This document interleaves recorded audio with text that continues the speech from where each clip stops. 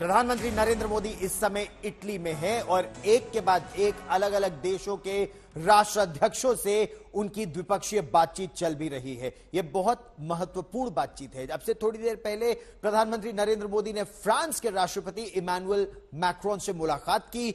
उनकी मुलाकात ब्रिटेन के प्रधानमंत्री ऋषि सुनक से भी हुई और यूक्रेन के राष्ट्रपति वोलोदिमीर ज़ेलेंस्की के साथ भी उनकी मुलाकात हो चुकी है।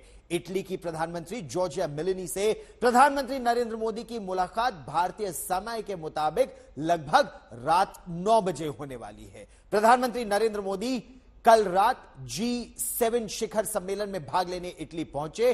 उन्होंने कहा कि विश्व नेताओं के साथ सार्थक चर्चाओं में भाग लेने के लिए वो बेहद उत्सुक है। उन्होंने यह भी कहा कि साथ मिलकर हमारा लक्ष्य वैश्विक चुनौतियों का समाधान करना और उज्जवल भविष्य के लिए अंतर्राष्ट्रीय सहयोग को बढ़ावा देना है।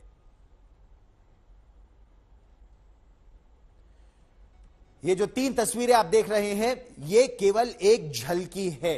अमेरिका के राष्ट्रपति जो बाइडेन के साथ भी प्रधानमंत्री नरेंद्र मोदी की बातचीत हो सकती है। अमेरिका ने इस बात के संकेत दिए कि उनकी इच्छा है कि यह बातचीत जल्द हो।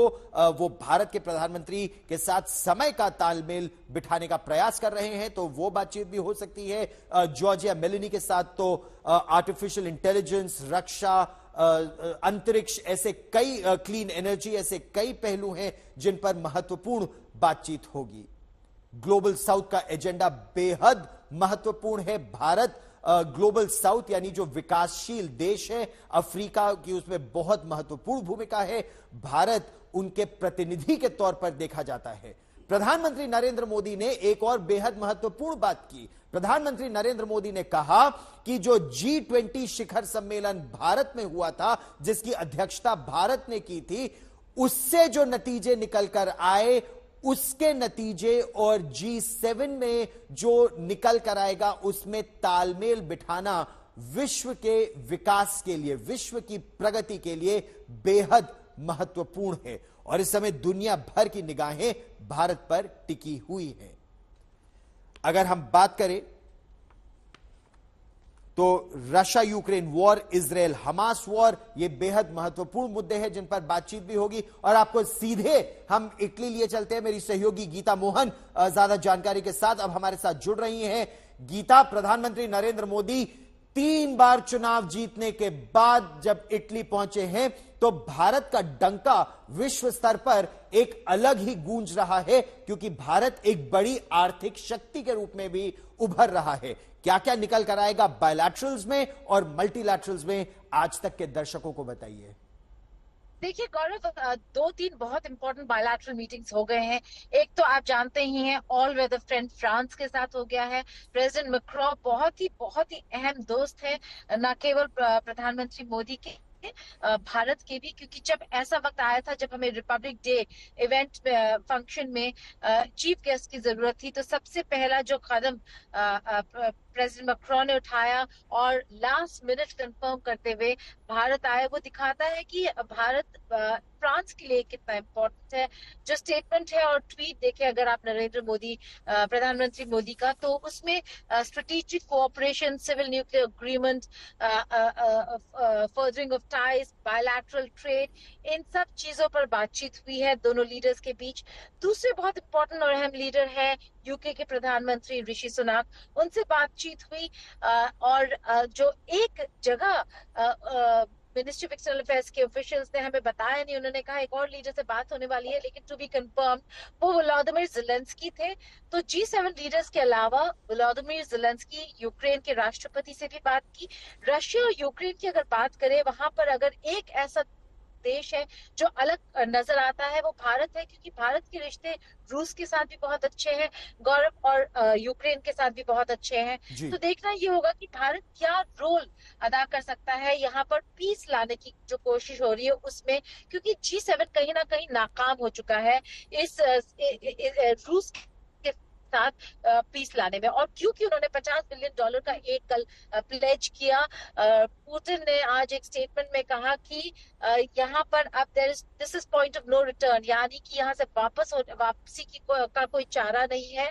वो आगे बढ़ते नजर आ रहे हैं। अगर तो G7 के G7 देशों की कहीं बात ना की जाए नजर आ गीता, तो G7 के देशों को भारत से इस समय क्या उम्मीद है? क्योंकि जिस तरह से राष्ट्रपति ज़ेलेंस्की गले मिले प्रधानमंत्री नरेंद्र मोदी के, जिस तरह से अब बात शांति की ओर बढ़ने की हो रही है एक तरफ, लेकिन रूस के जो पैसे यूरोपियन देशों ने दबा कर रखे थे, कॉन्फिस्केट कर रखे थे, और उसी में से $50 बिलियन और उसके हथियार और उसकी ट्रेनिंग, वो सब अब ज़ेलेंस्की, राष्ट्रपति ज़ेलेंस्की को दिए जा रहे हैं, यूक्रेन को दिए जा रहे हैं। तो इससे तो रूस बेहद नाराज होगा। तो शांति की दिशा में बात आगे कैसे बढ़ेगी?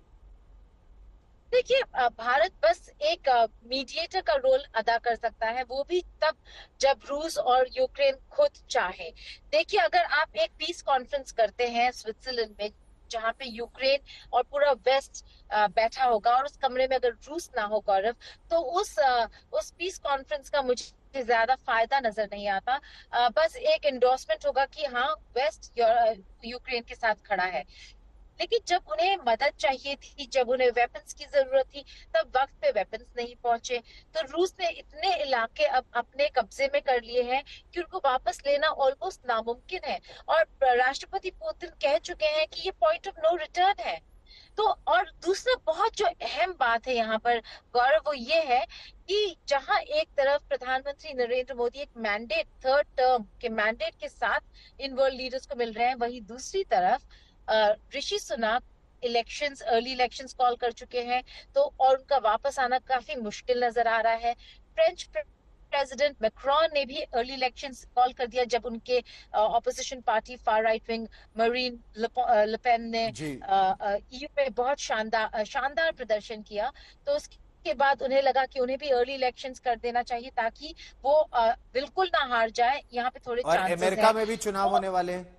और तो अमेरिका में भी चुनाव होने वाले हैं, जहां पर ट्रंप के भी पॉपुलैरिटी रेटिंग्स काफी अच्छे नजर आ रहे हैं। तो आप देखिए, इन दुनिया के सारे जो देशों में 3 देश जहाँ हैं पे गीता, कंफ्यूजन है गौरव, वहां जी, पे भारत में ही कंटिन्यूटी नजर आ रहा है।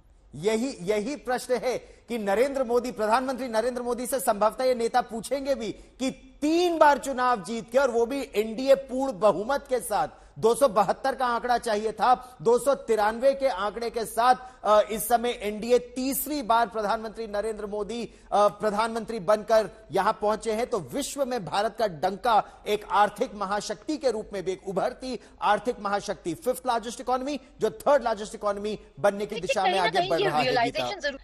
गीता, ये बीजेपी सरकार या मोदी लेड गवर्नमेंट नहीं, ये कोलिशन गवर्नमेंट है, एनडीए की सरकार है।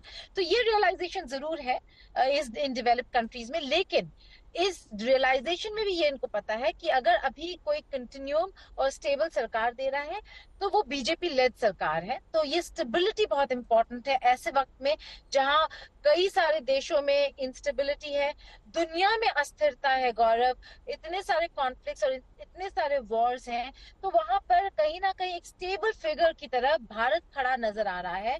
तो भारत का रोल यहाँ पे बहुत अहम है। इसलिए कई लोग पूछते हैं कि भारतीय प्रधानमंत्री ने G7 के इस इनविटेशन को क्यों एक्सेप्ट किया, और सबसे पहला देश इटली क्यों? क्योंकि नॉर्मली अगर हमारा नॉर्म और प्रोटोकॉल देखा जाए, तो भारतीय प्रधानमंत्री नॉर्मली ऐसे देशों में में अपना पहला जी, दौरा करते हैं जो करीबी देश है, यानी कि नेबरहुड फर्स्ट।